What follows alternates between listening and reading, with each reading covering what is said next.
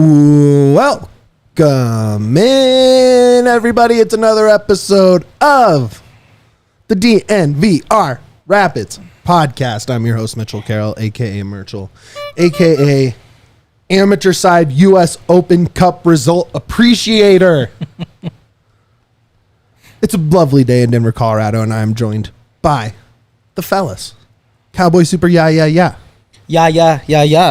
I'm can't excited. do another yeah. No more yeah. That's just me being excited for another. It's a lot of yachts. It's a lot of yachts. It's just A lot of yachts. I'm excited to be potting with the boys today. We got a lot to talk about. You know who's really good at talking about stuff? Downtown Duane Brown. Yes, I was hoping you were going to say me. I needed that little spunk of encouragement. Hey, we're here for you, bud. Tons to break down. Rapids coming off what is both a frustrating road trip and also the best road trip they've had in 2 years, probably. We had some media availability yesterday we're going to talk about. We're going to preview the Houston game. We're going to talk about kind of just early season returns, what we like, what we don't like, changes we want to see, stuff like that. But first, man, rough night for next pro sides last night in Open Cup. Portland Timbers 2 specifically losing to a side from San Francisco that is sponsored and named after a local Mexican restaurant. Let's go. Love it. And they beat a next pro side in Open Cup. There's already a next pro side out of Open Cup. No. How does that make you guys feel about Open Cup? Like, I know everyone was like, okay, well, it's usually those second team guys anyways. You know what I mean? So it's like, okay, let's just let them all train together and be together and play. You know? So like, how do you feel about those results last night? Man, it goes to show that U.S. Soccer made the wrong choice. I think it should be first teams. It should have kept the same format. If you want to be taken seriously as a league, you have to be doing everything, not just pick and choose what you want to choose. Yeah. There's a competition for your teams. You have to compete. It's part of U.S. Soccer. It's stupid that you want to put in your reserves in there. I get that everybody else does that, but like at least give the teams an option. If they want to put in the reserves, cool. If they don't, cool. I think it's stupid that they chose the MLS Next Pro teams. I like that the kids get another chance to show what they got, but so many of these teams are going to get knocked out early for that same reason. Duane? Yeah, I would agree. I don't know how to fix this, but I do think that, clubs should be able to play their first teams, or, a lot of first teams or a lot of MLS clubs in the past have not taken Open Cup very seriously. Rapids being one of them over the years. Usually, before MLS Next Pro existed, it would be those players who would end up on that team that usually started for the Rapids. I think all of the clubs should get to play, and maybe you don't. Maybe they get rid of the rule where you can only use an MLS Next Pro for the first team so many times. Okay. They get rid of that, and that way, if you don't want to start your first teamers and you want to use your Next Pro guys, then there's no penalty for that. But give the clubs the option to play or not play. I do think Lamine Diak is available for Rapids 2 to play Thursday, tomorrow night, in their Open Cup game. So maybe we see something there. Sorry, I didn't say the club name because I couldn't find it. It's El Farolito. What's that mean? Let me see it. El Farolito, Farolito. Little something. I'm not good at Spanish, as the audience is well aware. But anyway, shout out to them. Okay, yesterday I made it out to practice. New thing at practice, sort of. They were on the grass fields. They were off the turf. It's the first time I've seen them off the turf all season. Field looks great. Looks better than at any point last year. The other thing I noticed about practice is they practiced for about an hour 45, which is about 45 to an hour longer than I ever saw them practice under Robin. Ever. Training was more complete. There was more things going. There's just more, right? There was more drills. There was more communication. There was more position by position. They were pulling certain guys to do this and certain guys to do this, and these guys working with this trainer and these guys working with this trainer, and then full squad stuff. It was just, it's a very stark contrast. I'm not going to say it's better or worse because it's still very early in the season. It feels very different, and it's different in a way that I like, if that makes sense. Yep. So afterwards, we met up with Ollie. Real quick before we get going any further, because you were out there. I have a question. Mitch on the streets. Yeah. So it was longer, but was it more intense? Because that's something that we've heard a lot from players from last year, that it wasn't as intense. I spent like the pre all team stuff over watching the keepers with Sharpie. Because I don't really like watching like conditioning stuff and footwork drills. I don't think you really learn much about who's doing anything out there. Correct. Right. You see interactions and you see who, you kind of get the mood because it's a big group and who's talking and laughing and joking around and stuff. But outside of that, you don't really gain much from watching that. So I was over watching Beaudry and Stefan and the third keeper whose name I always forget, and I'm sorry. He's literally there just to help him train. Man, Sharpie rules. Probably my favorite assistant coach out there. I mean, obviously, shout out to Chris Little too, and everyone else. But hearing him in his thick British accent, he was even saying stuff like, instead of saying one more, he'd say "uno mas," and I thought it was hilarious. I was cracking up. Stefan looked good, and if he made even a little mistake, he would drop down and do like a bunch of push-ups. And I'm like, okay, I get it. You're relentless and intense and crazy, and I like that. And Beaudry looked so crisp and fast, and you really see why the U.S. youth system is very high on him. And you kind of see that long-term future of like, that guy's going to be something because he's huge, athletic, quick, good with his hands, good with his feet. He's going to be something for sure.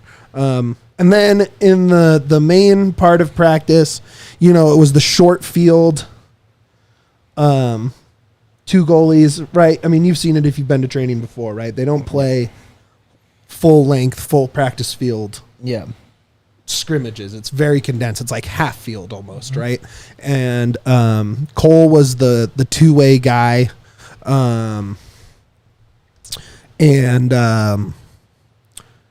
He looked great. Honestly, the players I would say didn't look as great. Yappy struggled. Just from my observations, right? I mean, a coach who's been working with him might say that it was finding things wrong and being able to coach those things aren't necessarily bad, but I think his finishing wasn't great. His timing was a little off on, he would have been offsides or arriving late quite a bit. And I don't know if he's just in his head because he still hasn't scored an MLS goal or what it is. Physically, I mean, it's very obvious that he can hang. Yeah. But I think there's just a mental block or something, right? And then I think Lewis struggled a little bit. Diak looked great. Not as involved in the drills I saw because it was basically just starting the attack from the back, right? So he didn't do a ton, but we'll get it. I mean, there was some praise from Armas afterwards. Let's see. I'm trying to think of any other standouts. Kevin looked good. Omir looked good. Finishing just in general wasn't great. Rafa looked good. I mean, this seems pretty good, right? Like, Georgie obviously looked good. Cole looked good. Ollie looked good. But none of that's a surprise because we've seen them look good so far this season, right? So, overall, I think not having Bombi, I'm a little nervous because I didn't see a ton of any other center backs besides Lawless and Maxu really playing too much. So, I do trust Lawless in a one-game situation, especially against a Houston side missing a lot of guys, but we'll get into that later. For now, that's kind of where we stand. I don't think I saw anything unexpected is what I should say, right? Like, would you? That's good. If I told you, like, hey, Yappy's kind of struggling, I don't think anyone would be like, oh my god, really? Yeah, that's good. Right? Like, it's always good. Yeah. So I think that's where we're at. Let's go ahead. This is Ollie. I asked Ollie about the penalty. Right? How do you guys decide who takes it? Because everyone was shocked that Georgie took it, even though I think that whole thing was overblown, and we could get into that maybe later. But this is Ollie Laraz after practice talking about their decision for who took the penalty on Saturday. Yeah, we have a couple guys that we obviously like kind of designate to take them, and then just kind of depending on the game, I think they just step up and decide when to take it. I have full confidence in Georgie taking another one again and Rafa taking one, so I think that's just a part of the game. You know, he missed a PK, but it is what it is. You saw how he reacted, and he got that next goal for us. Look, I don't think anyone there is tripping about it, right? People miss penalties. It sucks. If Georgie made it, there would be no conversations except, wow, good for Georgie, right? No one would be like, why did Georgie take it even though he made it? What's going on? So, look, you need to make your penalties. He didn't. End of the day, could have been better, right? Of course. Duane, how do you feel? You were upset in the post game. I'm still upset. It was the wrong call. You have a guy who hasn't taken, as you looked up and did the research, hasn't taken any penalty shots. And then you have a striker who you're trying to figure out if you're going to keep, who was good at PKs both in preseason and had one the week before. Yeah. Draws aren't going to be good enough this year. The Western Conference, there's so much parity. All these 1 points versus 3 points are going to catch up with any team, not just the Rapids, but any team. You have to put your best advantage for every goal in a goal-scoring opportunity, especially when your team is very bad at scoring goals that are not penalty, sure, or set pieces. Like you've got to take advantage of every opportunity. I'll say this: we all sat here, and when we said who's going to take penalties this year, we all landed on Rafa, Georgie, and Cole sitting here, right? So, not insane that he took one. Bummer that he missed it. Whole conversation is different if you made it, right? Like whole conversation is different if you made it, for sure, right? So, you can. I think a lot of people are focused on the result and not the process. And I think giving your most expensive player ever and pure baller a shot to get on the board for the season matters. And I do. And I understand what you're saying is give it to the guys up front, give it to the goal scorers. I also 100% agree with that. Sure. I just think there's also validity. I think both can be true at the same time. For me, it's not the result that the debate is about. It's the decision making. Again, you have a guy who is more likely to score, you go with that guy. Georgie, for me, I don't need Georgie to be a goal scorer for the Colorado Rapids. I need him to be a playmaker and to get the ball and create scoring chances. He's a creator. I need him to be the artist. Totally. Right? To jump onto that canvas.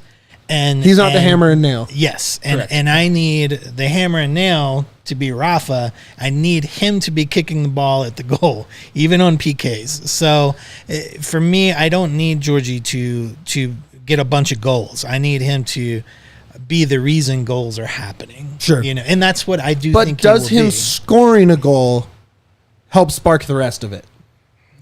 Right? I mean, I don't think it's something that even me being close to the team and being able to talk, like I said, what's up to Georgie, talked to him for a second before we did interviews. Like, even being that close, you can't really know the mentals of a team. Yeah. I don't even think Armas, to an extent, knows what's going on with those, right? Like, but Georgie has said, like, he wants to break the record for assists. Yeah. Like, his brain, at least from what he's shared with us and everyone else, is not about goal scoring. Like, I think he gets a couple assists. Sure. That's what's going to light him on fire. I don't think it's scoring a PK. As Jokic says, our Lord and Savior Nikola Jokic says, scoring makes one person happy, and assist makes two people happy. Yes. And I think Georgie wants to be two people happy. Yeah. And again, but at least this is nice because it came down to the team.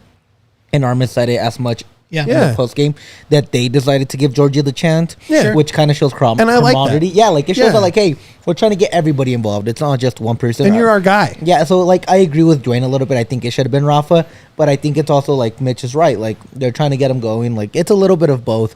So at the end of the way day- to both sides that one. Yeah, you're never going to be wrong. Well, no, like the reason is because I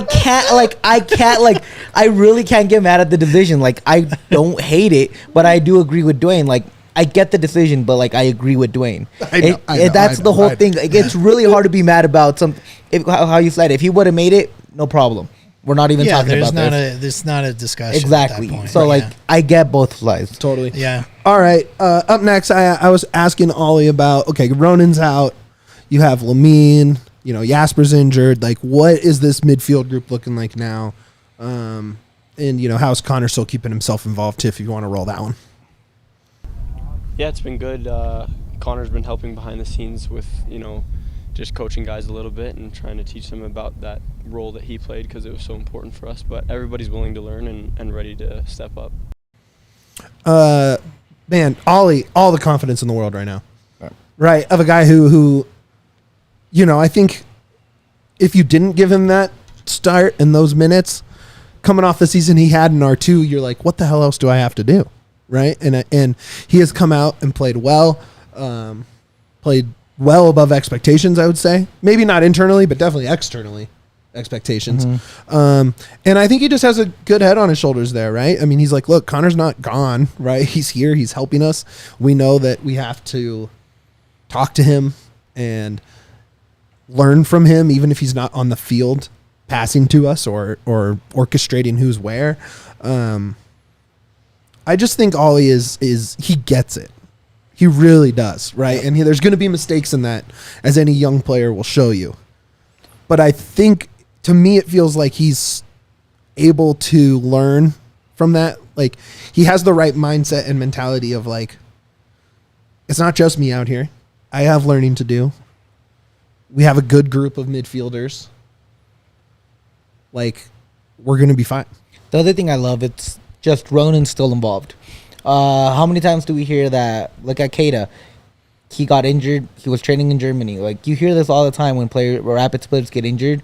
They train away from the team. They kind of separate a little bit.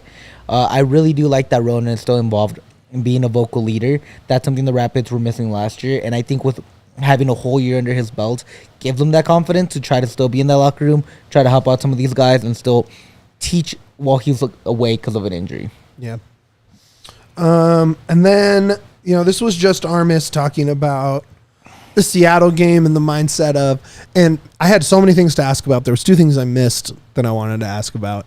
I wanted to ask about, because he'll bring it up here, the frustration of dropping points versus the big picture of having probably the best road trip you've had since the 21 season. Right? Yep. So, like, how do you balance that? And there was just too much to ask and not enough people asking questions where the questions I wanted to ask would have been asked by other people too, Yep. So we'll get into this. This was just the first question, the general question of thoughts on Seattle, who stood out, whatever. Go ahead and roll that one, Tiff. General feeling is that we left a little on the table there. That was the feeling after the match within the locker room. Just the circumstance, right? It's a red card. We have some time to try to get a few goals, but the reality is we would have to be better. We would have to be better, even better, with the ball, certain amounts of patience, trying to move them around a little bit more, decision-making, quality. So, yeah, there's a reality and then the feeling, but which I think is actually good. And I told them that today again, that The Rapids mad that they didn't win at Seattle. What world are we living in, Yaya? I mean, that's what you want to hear, right? And the reason I really like this part from Armas is because he's talking about how even though you can appreciate how well the team played and how well it is, they do understand they left something on the table when there's still room to improve and there's still more that they want to get. That's a change in mentality, that they're mad they didn't get those 3 points out in Seattle. And that's exactly what we've been asking from the Rapids for a while, right? Be a winner, want it more, want to fight for that win, even against tough competitions. And then you finally get it with a team against Seattle. you see the team is upset, and that's how we want our team to react. We want them to feel upset over what's going on. Yeah. Duane, you've been truly on the Rapids roller coaster, right? From the peaks to the valleys. Are you surprised that we're in a space this early into a whole new Rapids team? Maybe not whole new, but new coach, new stars, stuff new. like that. Are you surprised we're already at the point where you can be super mad about a draw in Seattle? I am surprised about that because I thought it was going to take a lot more games to start to figure out who this team is and how they're going to play. But I think we figured that out right away. The Armas system is pretty clear in what the Rapids are going to look like with the press. It was weird going back to my old section in 123 at the home game and not seeing any soccer down on that end the first half, where I'm used to getting scored on and watching us do our best on defense. The ball was at the other end the entire first half, which was really cool. I was happy to not have a good view of it because, that's what we've been crying for and complaining and whining for years, and now we have that. So I think because you get a little bit of a taste of that offense and just seeing the Rapids turn into a squad that is focused on offense, it's weird to already be upset about a 1-1 draw, but man, what a great thing to be upset about, this early on. Like, we have something to be looking for. Like, we already desire for more, and we already hold the squad at a higher level than we were this time last year, which is a great problem to have. Sucks, that we didn't get 3, but I love the fact that we already have expectations for this club, whereas last year we really didn't get the opportunity to have expectations for anything for a whole season. So I think this is great. It's a gift. It's frustrating.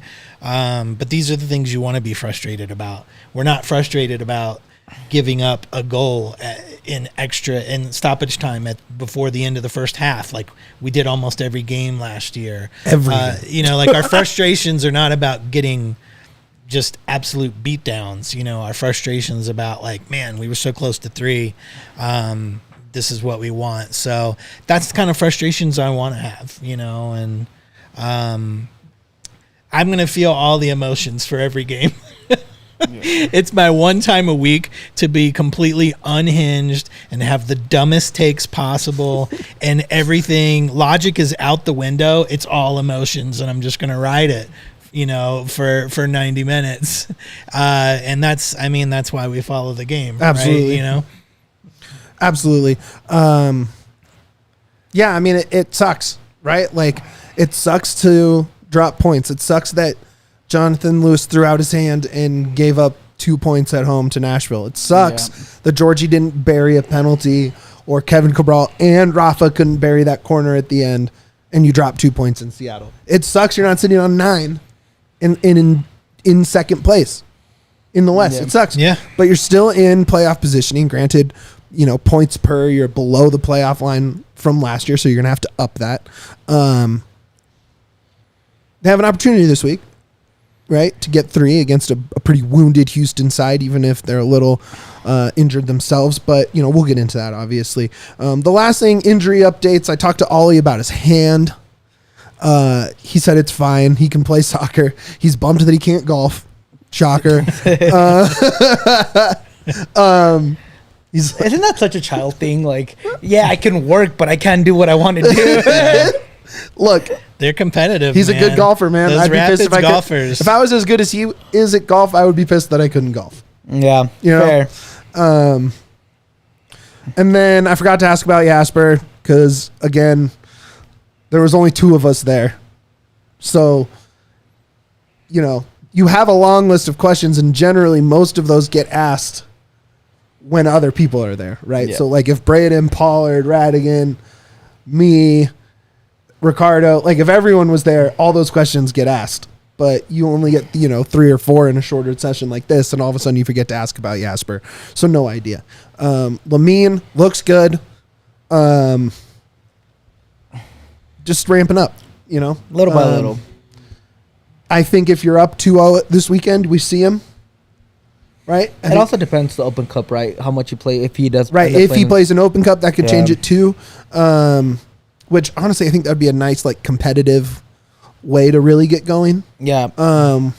So we'll see, but I do think we're not far from Lamine, right? And I know there's frustration. There's every game is less and less time to see him before a short-term loan expires. But you still have to do right by the player. You still have to get him into game shape, get him out on the field in a system that he understands and knows where to be and who to pass to and where to run and when to press, when to counter press, and when to do all those things. It's not as simple as just, hey, you're on the team now, go play. Right. Sure. So I don't think we're far from that. He looks really good. Physically, Lamine is huge. The only people bigger than him out there are Nate Jones and Maxu. He is massive, athletic, fast. I'm very excited to watch him play. Very excited to watch him play. He fits that 6 destroyer role via the eye test to a T. Honestly, he might be very helpful this weekend without Bombi. That might be the guy you need. Yeah, to maybe help cover up for some lawless stuff. I think if you can get a lead early, I feel like we will see him, right? Especially with Jasper banged up. Who knows, though? It's going to be another interesting adjustment this weekend. I think we just see the double pivot again, mostly, barring a need to defend a lead or something like that, right? It just worked too well. Let's see. I think that's it. Anything I missed from practice? Anything else you guys want to get from practice? I'm pretty good. We got it all. Yeah. Let's see. I just want to make sure that we're only taking a very short break versus a kind of long break. It's true. We'll get into early season returns right after this extremely short break. And we're back. Welcome back to DNVR Rapids. Mitch, Yaya, Duane, super producer Tiff, hanging out on this lovely Wednesday morning in the Mile High City. Early season, guys. 3 games on the road, 1 at home. Kind of in that middle of the playoff pack with teams who will be in the mix below you, right? So I want to start there. You have Houston, winnable game. LAFC at home has been a winnable game recently. Yeah. Away at Miami, going to be tough. Right? So, could be. Not according to Yaya's hot take, I guess, but... So, my biggest thing with this is we kind of talked about what the team has looked like so far. The team has been very up and down. They haven't quite gelled 100% yet, but you can see the workings of a team that can make a playoff, make a deep push in the run, make a deep playoff run.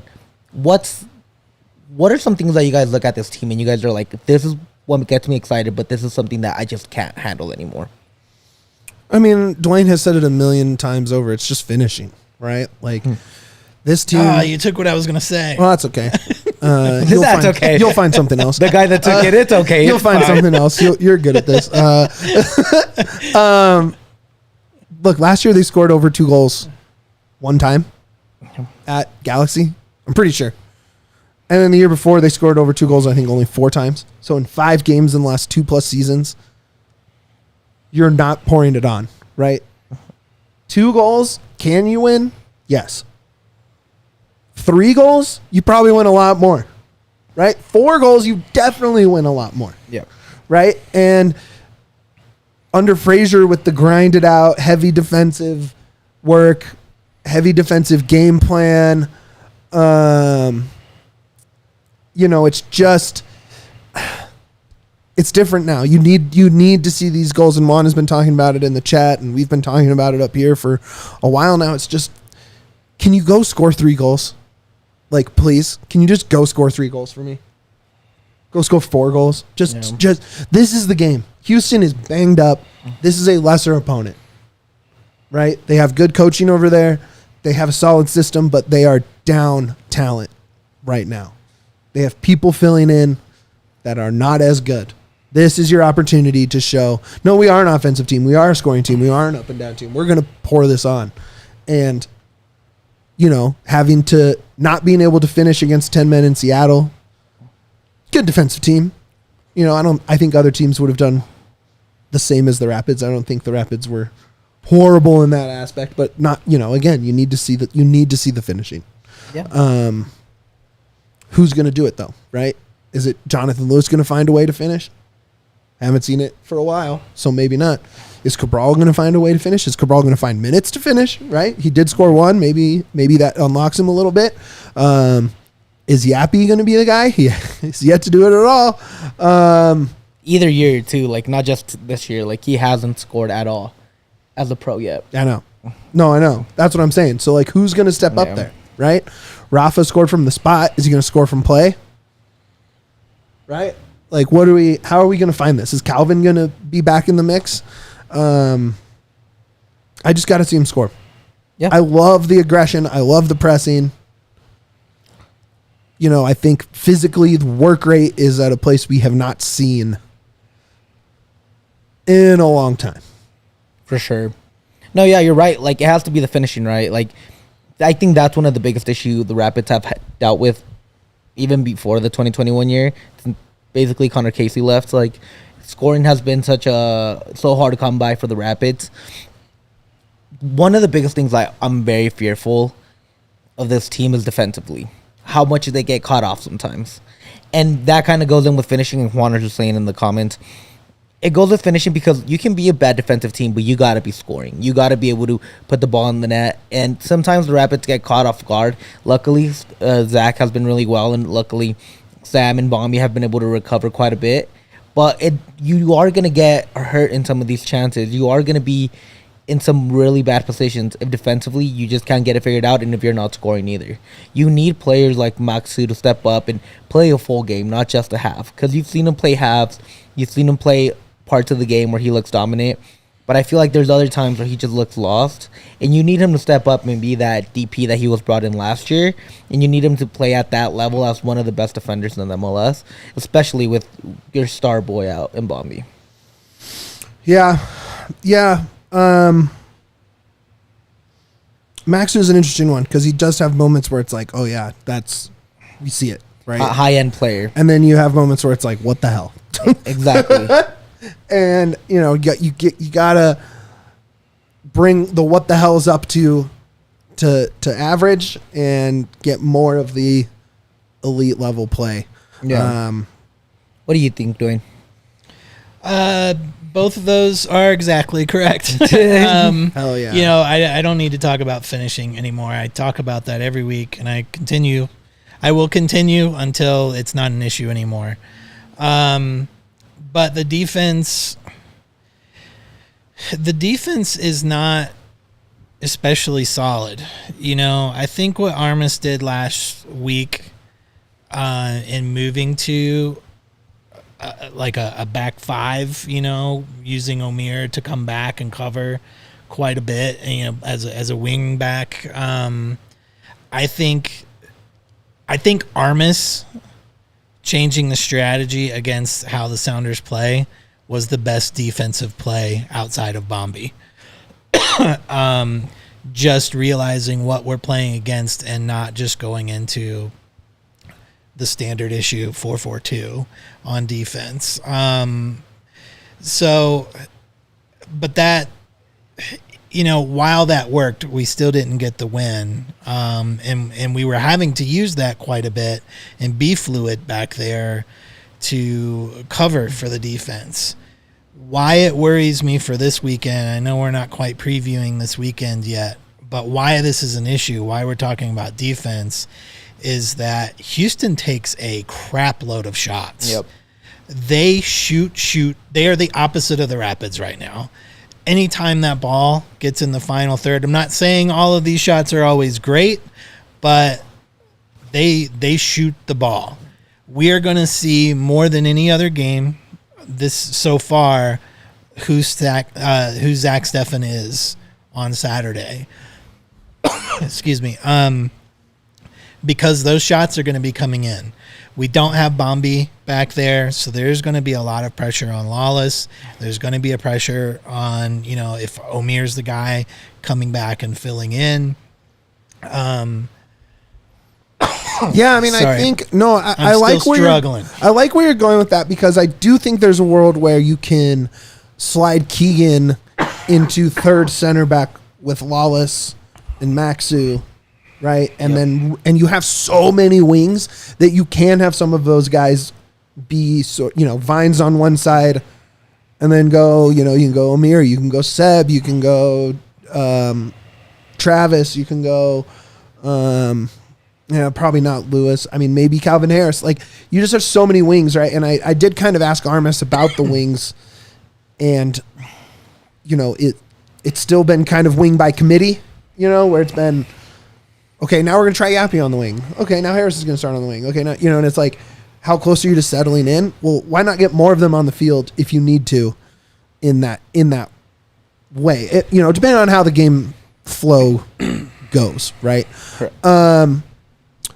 To really quick speak to Jared's question in there, I do think Lawless is the lock, especially because, I think Nate Jones has been captaining R2. Yep. Right? And they have Open Cup. Let's see. So I would say Lawless is the lock. Nate Jones wasn't in the full team mini scrimmages. He went with some other potential R2 guys to go do, I'm assuming, film or workouts or something off the field before that happened. So I would not say Nate Jones unless it's a late sub. He did bring up Edwards and Lawless when I asked about the center backs for this weekend. Those were the two names Armas brought up. Doesn't mean anything. He could play whoever, but it's just it's something to think about. I don't think we're going to get to the point where we need to play three center backs and wing backs. Right? I really don't. But again, that's, I could just be thinking best case going into this weekend. And as we know, the Rapids, and not just this weekend, they like to show you the worst case sometimes. And not just this Sure. weekend. How longer is Bombi going to be out for? Just one more week, right? Well, 2 weeks, right? Yeah. 2 games. You get this one LAFC. I wouldn't be surprised how you said if they go with 3 back. If they go with they're 3 center backs, 2 wing backs. We'll just throw an extra winger out there. And Yeah, exactly. Kind of let yourself be amorphous. Exactly, and just kind of play that. Give Lawless a little bit more room for error, especially because that he kind of follows players longer than he should. He gets out of his zone. Give him a little bit more coverage. Help him out in that area. I think it'd be a smart thing to do. I wouldn't be against it. Having another wing back out there would be fun too. I think it's not a bad choice if you get somebody else out there. I actually like the idea, especially if you go 2 weeks with a team like Houston that likes to possess the ball. You could probably get on some counters. They like to play a little bit more offensively. Also against LAFC and Miami, who like to play offensively. Maybe it's one of these games where you bunker down a little bit more and you try to play a bit more of the counter instead of the quick transition. A little bit more faster paced football. You're able to absorb some of that pressure. You've seen it against Seattle. You absorbed it after you conceded the penalty. How much the Seattle had the ball and how much they're trying to push for that second goal, and you absorb that pressure pretty well. Maybe it's something that you can do with Houston. Maybe it's something you can do with LAFC.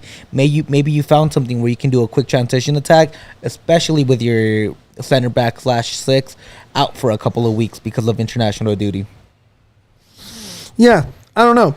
I know we've only seen 4 games. We don't know what that next counter is for that, right? Yeah. That Armas has, right? We haven't seen how he's going to go more defensive, right? Yeah. Because the games also haven't really called for that, right? We haven't really seen. But look, especially without a defensive midfielder ready to go, right? Especially if Diak plays.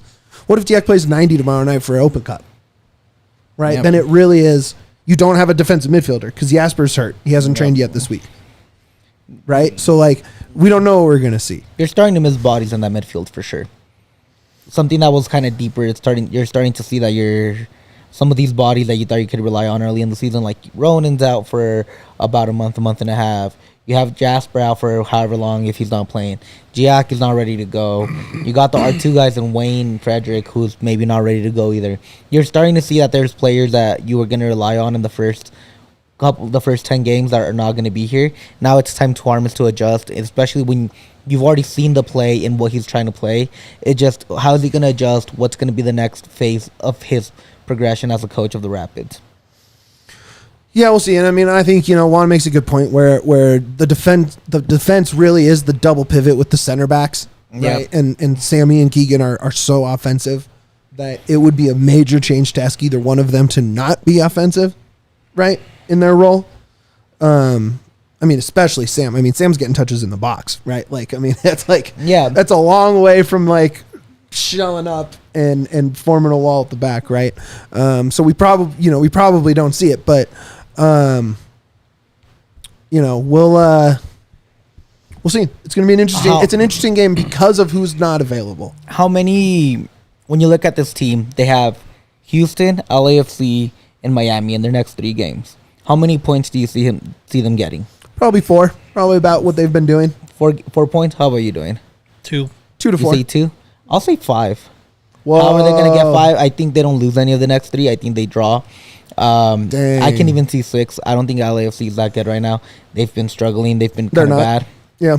But again, this is what we said about LAFC, right? It's still LAFC. Like, they'll figure out a way. They still got Dennis Buanga. They still got Ile. They still got a bunch of players back there that can create a lot of problems for the Rapids.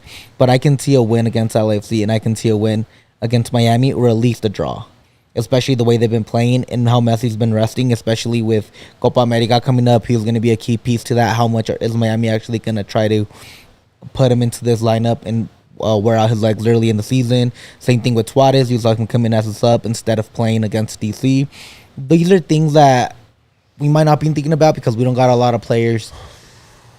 We don't got a lot of players going to Copa America, but these are things that teams like Inter Miami have to think about, where they can't be running a 34, a 35, a 38-year-old's legs into the ground when they have a huge tournament coming up for an international squad. So there's a chance that Messi and Suarez don't even play against the Rapids. Well, Messi's not participating with Argentina because he's injured currently. No, but I'm talking about Copa America in the summer. No, yeah, but I'm saying, we're already seeing that. Exactly. Right? Like, we're already seeing... It's also like a that Messi team, injury. Not right. It's like it's a LeBron injury. It's a LeBron injury where you take a few weeks off because you feel like you're older and you need to take some time off.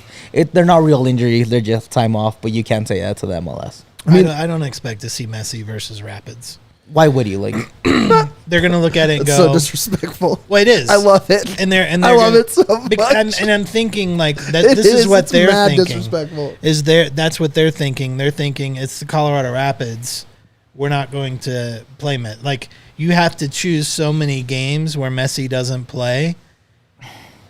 You're going to choose, Eastern, you're going to choose East-West DC. game. You're going to choose DC. You're going to choose the Rapids. And, that could be a mistake for them with the Rapids because this is a very different team than the team they would sit Messi against from the last couple of years, which I hope it is a huge mistake. But if I'm Miami and I'm looking at them and how they would make decisions on which games to sit him for, if I'm Miami, I'm choosing the Colorado Rapids.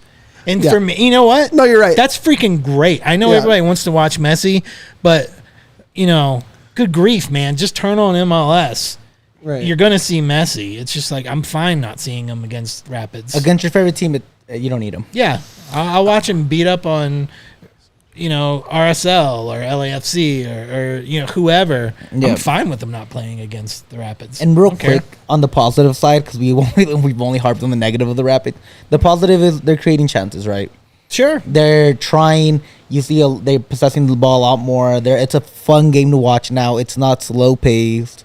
You can see how much this Rapids team has improved from last year and try to cut you off. It's noticeable. I just wanted to get into some of the positive. By all means. That even Jordy, when he does get the ball, you can see why he's such a special player, right? Like, he creates chances like that one against Nashville where he almost hit Rafa on the second post. You see that he's out there trying his hardest.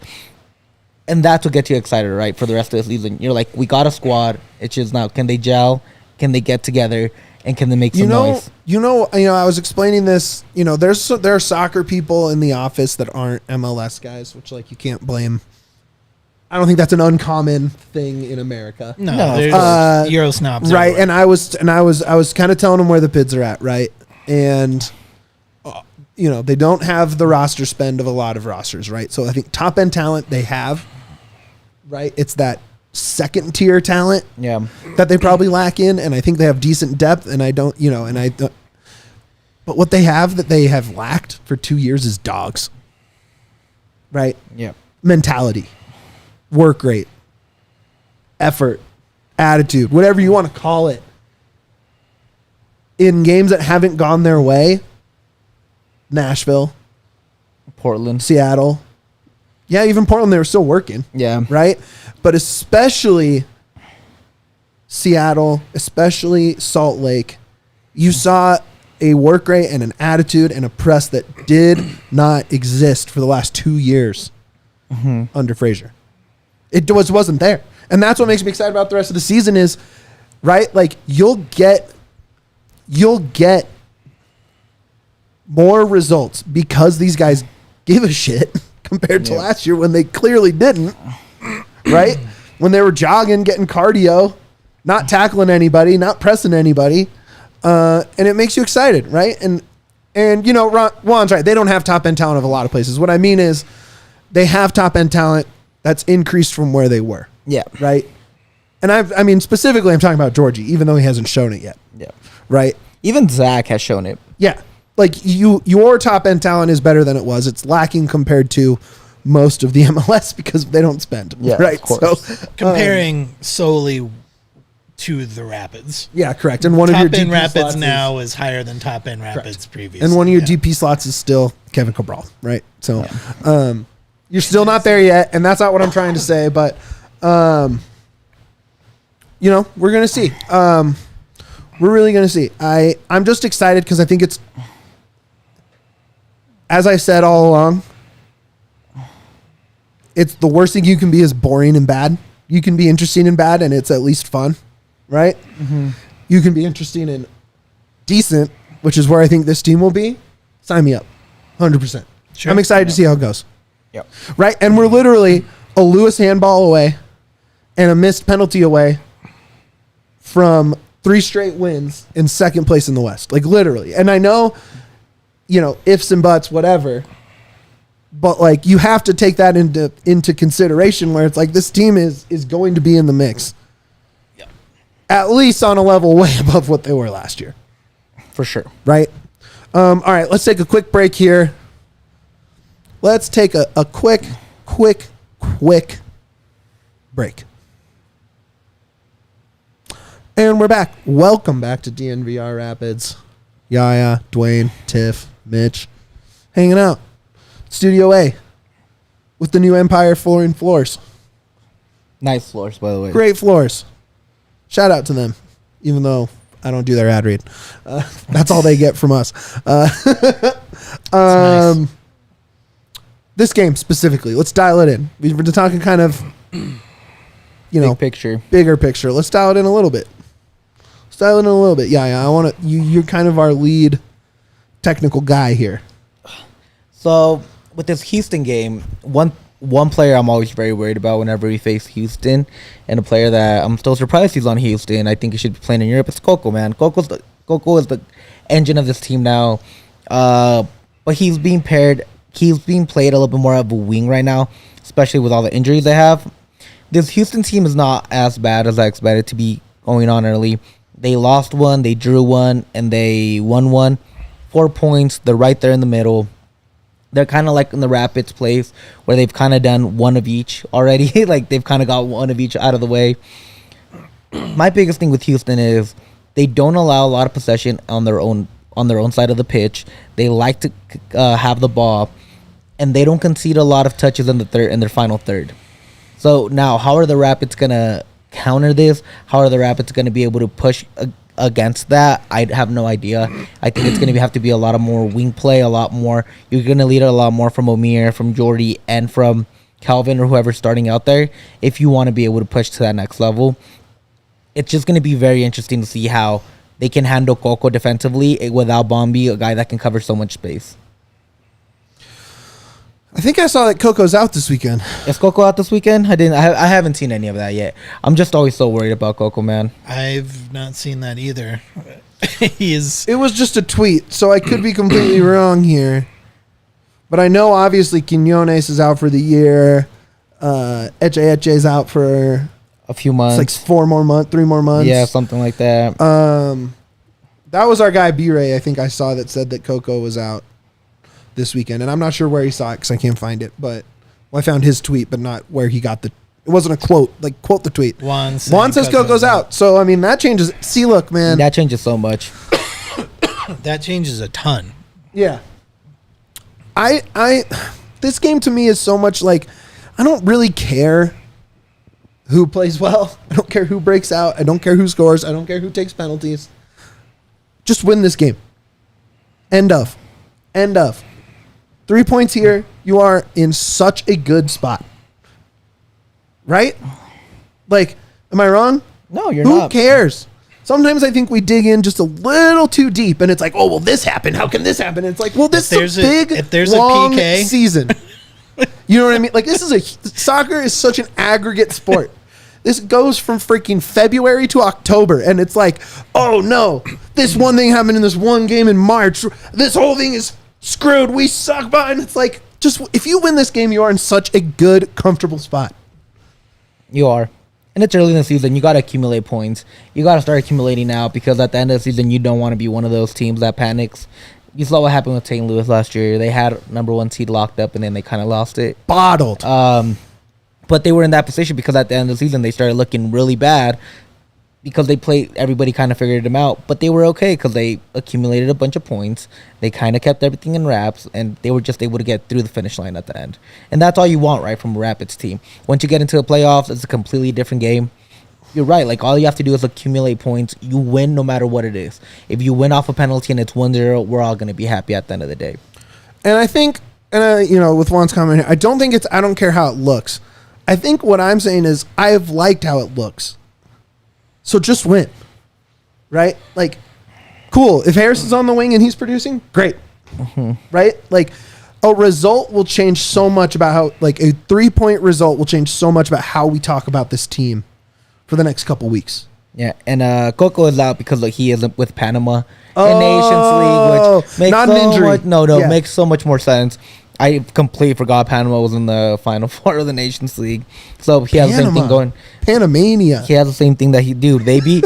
Coco was like instrumental last year, man, for Panama. Catch the fever. I mean, but Coco was one of the reasons Panama beat the U.S. last year in Gold Cup. Like, he's that kind of player. So that's good for the Rapids, man. Now you just got to worry about Arthur not controlling that midfield, and that's about it. But I think you have 2 really good disruptors, then Cole and Mihailovic, that can press really hard and get the ball away from those guys. And I think it's going to be a fun game for the Rapids. Yeah, and look, Bombi being out sucks. Lawless is solid enough, and he just has to be solid enough. A good Lawless game, I think we win. Bad Lawless game, we lose. I don't really see a draw in the cards here. Yeah, I'm worried about that side though, because now the Lawless Keegan side. You've got Keegan, who has been pretty good on offense when he's up, but he struggled on defense, and now you've got Lawless, who it just depends on which Lawless you get. Like, there's shutdown Lawless, which is great, and then there's struggle Lawless. And so it depends on which Lawless we get. It's Ramadan right now. I don't know how that's going to affect Lawless. I didn't even think about that. So there's other issues that are going on. But I think, Juan made a point earlier up in the comments about talking about Georgie and about him needing possession. And, if it's going to work out for Georgie, it's going to be possession based, right? If that's the case, this is going to be a real bad game for Georgie, because Houston in that midfield is 100% possession. Like, Jared's comment. That's true. He's playing with the stars and stripes behind him. He has all the strength of a bald eagle behind him. But back to Georgie, this could be a game where he doesn't get to be who we want him to be, because this is not going to be a possession game. It's going to be a very irritating game to watch, I think, as a Rapids. I'm excited for it. Because it's just really, really good pass. It's like almost tiki-taka, just kind of let's just keep the ball. It's keep away, right? Possessional play, yeah. And so we turnovers, we rank pretty low. I think like 26th or something in the league for creating turnovers. So this is going to be a slog for the Rapids. Like, it's going to be hard because of that midfield battle. So we may not be able to see the Georgie that we all want to see, and kind of to what Juan was saying earlier about him needing possession. I don't think he's going to get that. So how does that impact who he's going to be? How do they shift his impact on the offense, knowing that we're probably not going to have a whole lot of possession in this game? Here's what I think is going to happen. No, I don't think this is going to happen, but I hope it happens. I hope it happens. I think this is the Georgie breakout game. I would love that. I think this is where it's like, okay, cool, we're back on track. I really do. And maybe I'm wrong. I could be completely wrong. Juan could be completely right. Houston exposes his team, but Houston is missing a lot of talent. 4 best players. Yeah. Maybe 3 best players. 4 of their top 6. Like, this is the game you can win at home. They played really well against the team that beat us up real Absolutely. last week. And look, it's the MLS, man. It's the MLS. This is like, I mean, it's, you think, and then match day happens and you're back to figuring it out. Yeah, and I will say the Rapids have been really good, except for that first game, taking advantage of things that the other team were like missing. You saw it against Nashville; they controlled possession. You saw it against RSL when they were gassed; they took advantage. Seattle was out with a few players, and they have the red card, and the Rapids try to take more advantage. If the Rapids just can find a way to take advantage of this, I think they can get the win. But it's going to come down to the players. Can the players find the right spots at the right time? Look, you have Colorado missing your best player or player that has been playing the best, right? You have Houston, who has been missing their 3 best players all season, so has had time to to adjust to that, right? But you have guys like Cole playing at a high level. You have Georgie, who's due. I don't know. You have guys that are working really hard. And to me, this is a game where if you keep that mentality, this is where your chance to win is. And like, there's nothing you can point to. There's no stat that says you got that dog in you. But I've seen that, right? And I've seen the effort at a level I haven't seen it, both in training and on the field for a while now. And to me, this is the game that needs to manifest in a win, right? And then if it doesn't, then we have a lot of big questions to ask, big picture questions to ask. Yeah. And it's also Houston's first road game. Yeah. So this is their first time playing not at home this season. I think there's a lot of things. I think it's really easy to be worried about this one, right? Pid's mindset of, can it go wrong? Okay, that means it will, sort of thing, right? I don't know. I just think it's fun. I think this will be a fun game. Yeah, for I'm excited. Maybe I'm wrong. I've been wrong before. I'll be wrong again. Houston will give you a couple of chances. It's just up to you if you can take advantage of it. All right. Game predictions. Go. I'm going to call a 1-2 loss. And I'm going to say that I'm going to say Calvin Harris scores. Duane. I'll say a 1-1 draw. Man, I don't know who scores. Bassett. 1-1 draw Bassett. Yeah, probably like on a set piece. I'm going to say 2-2 draw Rafa Maxu. Yeah. Bang-a-rang. You're big on Maxu getting a goal. We're due on a set piece header Yeah. from a center back. You That pick guy him a is lot. huge. We're due. Huge. That's going to do it for us this week, guys. Thanks for riding along with us. Yeah. Plug us out of here. DNV _Rapids on Twitter. Please follow us there. Give us a 5-star review wherever you hear us. Tell a pitch curious friend if they're curious about the Rapids that we exist. Kind of push them our way so you can hear some good content. Also, drop a like on this video. We really appreciate it. That's one of the things that helps out the most.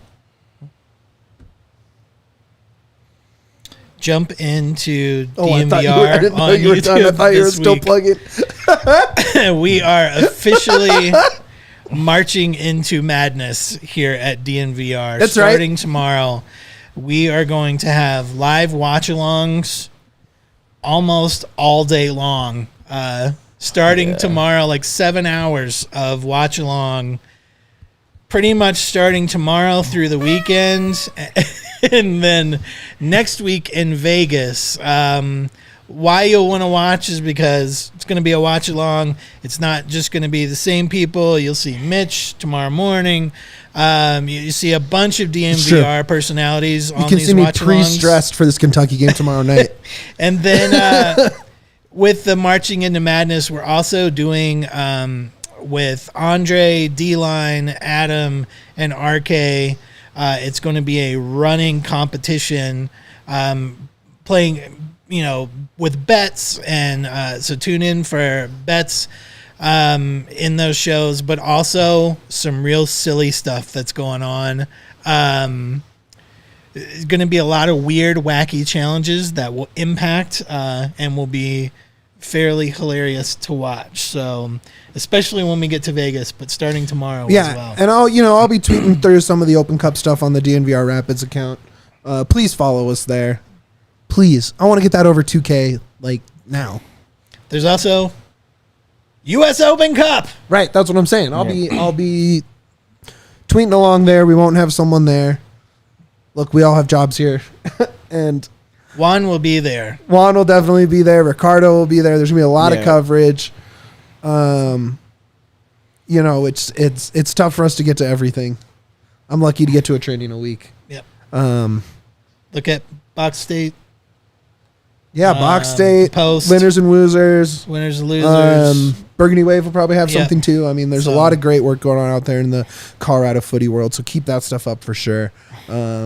Like and subscribe on YouTube. Become a diehard at thednvr.com. You get discounts on merch, discounts on events, discounts on your bar tab. You get free shirt or hat when you sign up. What else is going on with that? More important than all that? More than all of that. What could it be? The way we end it all, it's on our scarf. Up the pits. We all silly like the mayor.